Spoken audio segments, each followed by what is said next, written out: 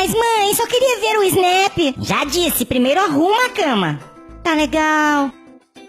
Que ideia genial, amor. De onde você tirou isso? Vi no Face, um pai resolveu trocar a senha do Wi-Fi todo dia e só dar a senha pra filha depois que ela arrumar o quarto dela e lavar a louça. Tô fazendo com a Valéria há 2 dias e acabou a preguiça. Genial, genial. Esses adolescentes de hoje não tem limite, né, amor? Acham que são os reis da casa, pensam que tudo cai do céu. Quando eu e você damos duro na rua o dia inteiro e só pedimos o mínimo de ajuda em casa. Exatamente, querido.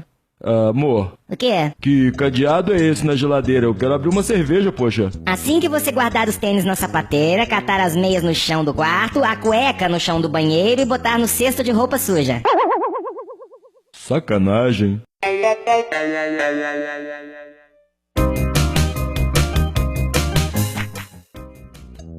Por que você trancou a geladeira de novo? Hoje é sábado, só tomei 2 latinhas. Eu sei, em vez de estar no lixo, uma tá na mesinha de centro e outra na pia do lavabo.